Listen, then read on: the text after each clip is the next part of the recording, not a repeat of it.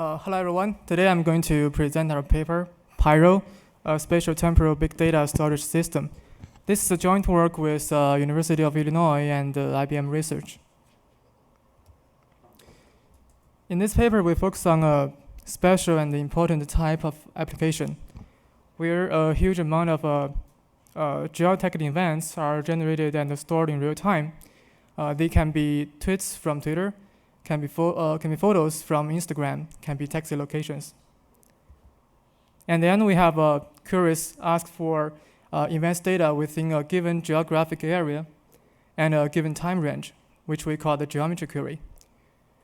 There are many applications can be built using the geometry query. For example, users may want to know the latest tweets published in his or her city, or the advertisement campaign may want to know the information of smartphone users who have been to a certain shopping mall during the past week. In building these types of systems, there are a few challenges. The first one is how to efficiently store and retrieve spatial-temporal data. The second one is about the scalability. Since there will be a huge amount of data generated over time, the system needs to be able to scale to a large number of servers to serve those data. And the third one is how to handle dynamic workload hotspot.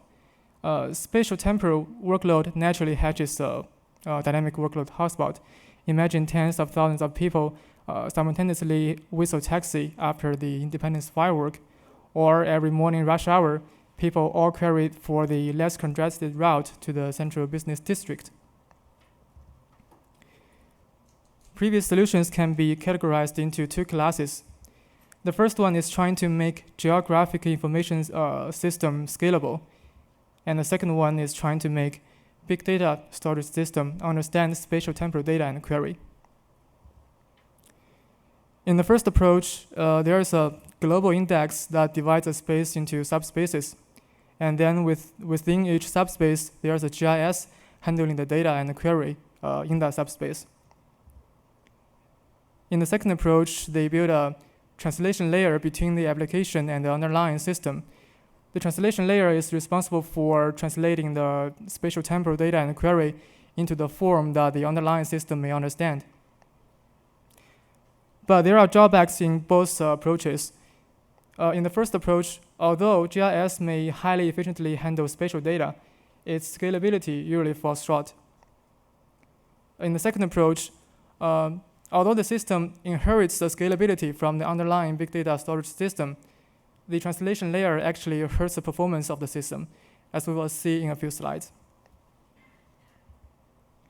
So in this paper, we propose Pyro, which is a holistic solution specifically designed for spatial-temporal data and queries. It makes three contributions. The first one is that it internally understands and optimizes spatial-temporal data. Second, it aggregatively optimizes IO operations. And the third, it manages data replicas to mitigate the dynamic workload hotspot problem. Pyro is built above HBase, so please allow me to spend a minute to introduce a little background about HBase. From the semantic level, HBase is a distributed database. It has rows, has columns, has versions for the cells. And from the system point of view, it's a distributed key value store. Each key points to a version of the cell, and each value is the data stored in that cell. In HBase, each region is the table is horizontally partitioned into H regions, and those H regions are stored onto different servers. Each region are then divided into multiple stores, one store per column family. And within each store, there's a mem store. Whenever the data is first cached inside the mem store, and whenever the size of the mem store reaches the predefined threshold, it will be flushed into disk to create a store file. HBase usually co-locate with HDFS. In HDFS, we have the name node that handles the namespace and the file meta information. We have data nodes. We have a bunch of data nodes that stores the actual data trunks. And we have the client that exposes the DFS API. Pyro enhances HBase by introducing three more components. The first one is a geometry translator. Geometry translator encodes a spatial-temporal information into a one-dimensional row key, and it also translates geometry queries into a set of range scans. The second one is the multi-scan optimizer. It aggregatively optimizes I/O operation of those range scans. And finally, we have the group-based replica placement policy. It helps to improve the data locality during dynamic workload changes. Let's look at these components one by one. The first one is the geometry translator. The translator recursively divides a space into tiles using a chord tree. And then it encodes a chord tree using different encoding algorithms. In this paper, we compare 3 different encoding algorithms. The strip encoding algorithm is the simplest one. It appends a y coordinate after the x coordinate. So the result is similar to scanning through all the rows one by one.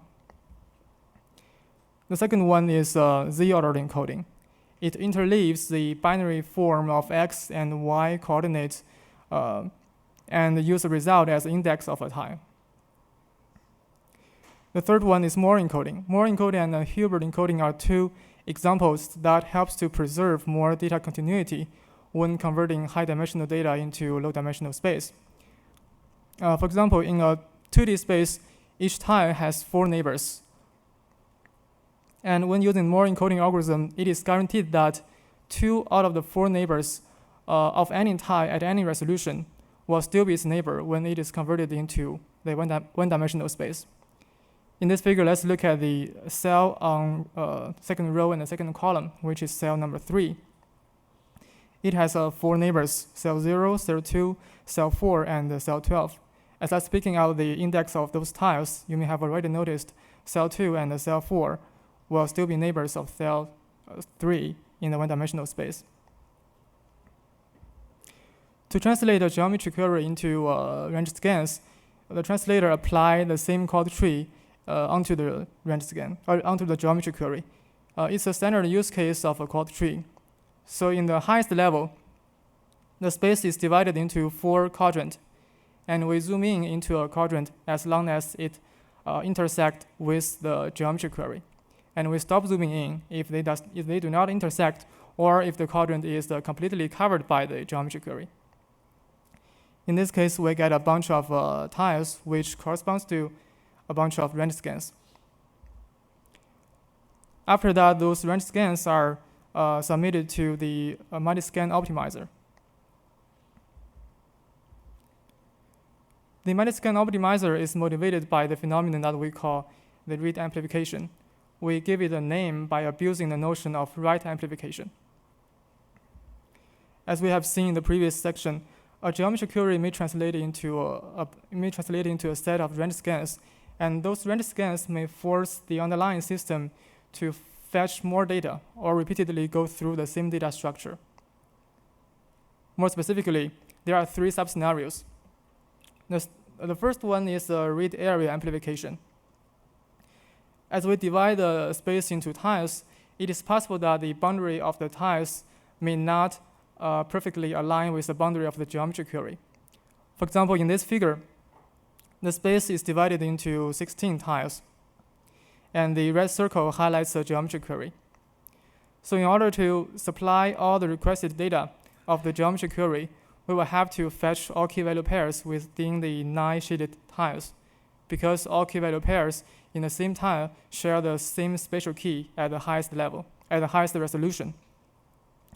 So we are actually reading from a larger area.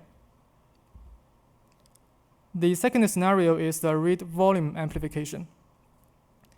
In the system, the data is serialized into a sequence of HBlocks, and by default, each HBlock is 64 kilobyte large. So it is possible that the boundary of the key value pairs in a tile may not perfectly align with the boundary of HBlocks. In this case, in order to serve a tile, we may have to fetch 2 more HBlocks in the worst case. And the third scenario is redundant read. In each HBlock, the key value pairs are organized into a chain, and if the system would like to fetch a specific key value pair from the chain, it has to traverse from the very beginning every time. As we have seen in the previous slides, as the geometry query can be translated into a set of range scans, and if those range scans are handled separately, then the underlying system may have to traverse the same chain multiple times if the data of multiple tiles falling into the same H block. It is especially true if we use a high resolution, which means smaller tiles. To alleviate the read amplification problem, one solution is to use smaller tiles and smaller H blocks. But the price is that we may have to translate one geometry query into a larger number of smaller range scans, which corresponds to a larger number of smaller I/O operations. This actually hurts the performance. So we propose the multi-scan optimizer. It allows the system to use smaller tile size and a smaller H block size, and it neutralizes a penalty by scheduling the I/O operations together. For example, in this figure, let's see, we have a file that contains 16 H blocks from 0 to 15, and we use the red square to highlight the requested H blocks. So the optimizer needs to determine how to schedule those positional read. On one extreme, in one extreme on the spectrum, we can read each requested H block separately, and in another extreme, we can read the entire file using a positional read operation. The algorithm takes the positional read delay profile as an input. For example, here is a profile of a hard disk drive. And from the figure, we can see that when the positional read size is below 100 kilobyte, the delay does not change much. More specifically, if we read one 64 kilobyte block, it takes about 9 milliseconds. And if we read 13 of such blocks, it takes about 20 milliseconds. So in this case, we would just issue one positional read to read all blocks from 3 to 15. A more general problem can be solved using a dynamic programming algorithm, which we call the adaptive aggregation algorithm. And here is the transition function. It guarantees the optimality of the scheduler. For more details, please refer to the paper. The third component is the group-based replica placement policy. In the system, each region handles a range of row keys, which corresponds to a sub-area in the space. As we have seen before, spatial-temporal applications create hotspots within small areas, and it may easily overwhelm an H region and the server hosting that H region. To better understand this phenomenon, let's look at some examples. This figure shows the taxi, pickup, and the drop-off event heat map in Manhattan area during the New Year Eve of 2013. We can see that there are clear hotspots in the area. And this is the heat map of 10 hours later. This is a heat map of the July the 4th fireworks of 2013. We can see that it is also considerably different from the New Year Eve heat map. From these three figures, we can make two conclusions. First one is that spatial-temporal applications do create hotspots. And the second one is that in these applications, those hotspots may change dramatically within a short period of time. In default HBase, if a H region grows too large, it can be split into multiple daughter regions, and then those daughter regions can be moved into multiple physical servers. This allows the system to scale, and it works well if the workload does not change that dramatically. However, as we have seen before, this assumption does not hold anymore. In this case, this kind of split operation may actually hurt the performance. The reason is that in HDFS, one of the replica will be placed into the writer node, and the other two replicas will be scattered inside the entire cluster in some random fashion. It means that the writer node is the only node in the entire cluster that contains all the region's data locally in the disk. So if we split a region and move its daughter to some other physical server, that daughter region does not enjoy the data locality anymore. In Pyro, we solve this problem by using the group-based replica placement policy. In this policy, replicas are organized into groups. Replicas within the same group are placed into the same physical server, and replicas of different groups are placed onto different servers in the best effort fashion. For example, in this figure, say we have a file containing a range of keys, and those keys can be sharded into 4 shards using pre-split keys. And each block is replicated 3 times. We have R1, R2, and R3. So we first create a group 0 that contains all the keys, and we then create group 1 that contains the bottom half of the keys. We then create group 2 and group 3 that contain the fourth quarter and the second quarter of all the keys. In this case, in the very beginning, the H region can be placed onto the same server where group 0 hosts. In this case, the region can read data locally within group 0. After one split, the first order can stay in the same server, and the second order can be moved to the server where group 1 hosts. In this case, both orders may enjoy the data locality benefit. And after another split, the first order stays together with group 0, the second order stays together with group 3, the third stays with group 1, and the last stays with group 2. So in this case, all of the 4 orders enjoys data locality. As you may have already noticed that the groups are organized in an asymmetric way. And this property is actually by design to cater the H file format. In the H file, the important information are placed at the end of the file, including file info, including data index, meta index, and so on. Losing a DFS block of the meta info may leave the entire file unavailable.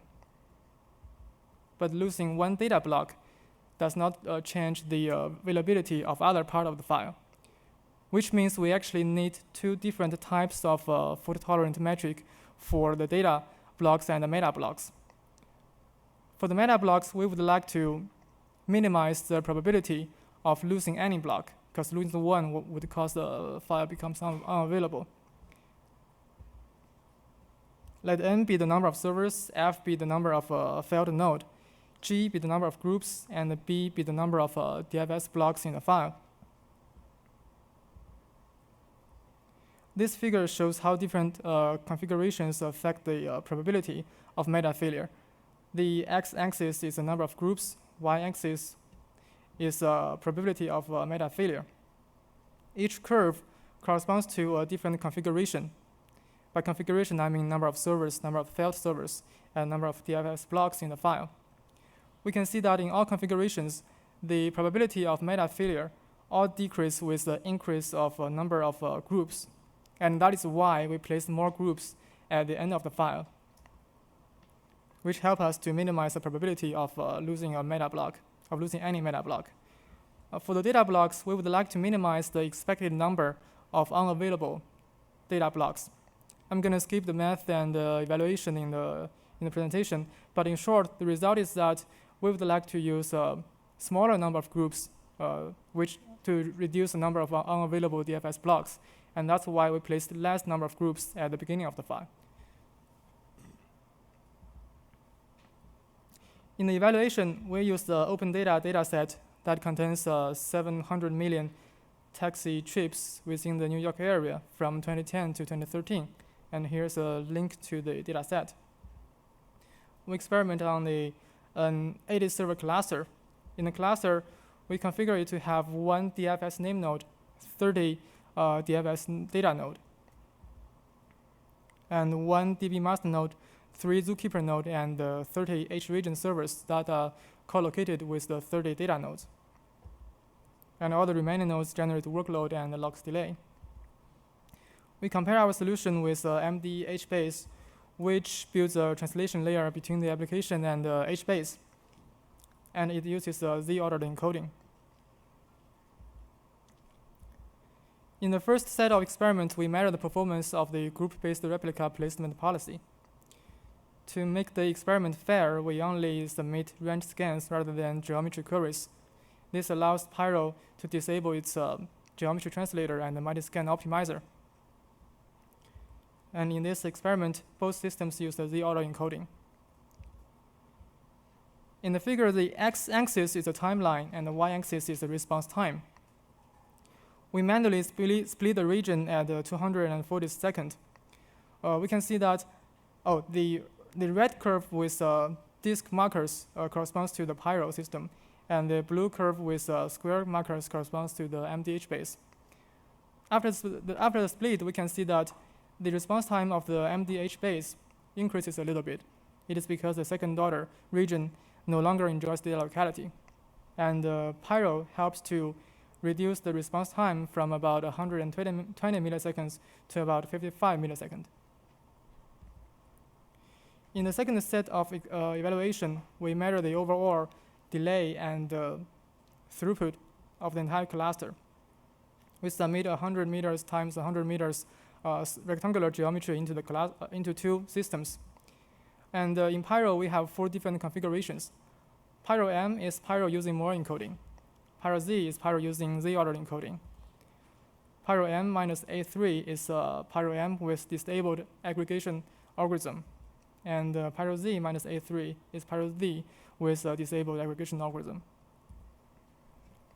In this figure, the x-axis is the number of geometry queries handled by the system, and the y-axis is response time.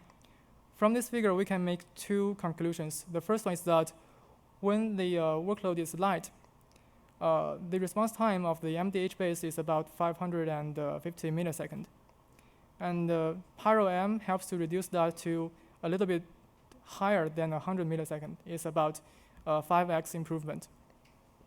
And when we look at the throughput, if we use 800 milliseconds at the upper bound of the valid response time, then the throughput of the MDH base is about 200 geometry queries per second using 30 H regions. And the Pyro M helps to improve that into about 1,000 geometry queries per second. Yeah, that's it. Thanks.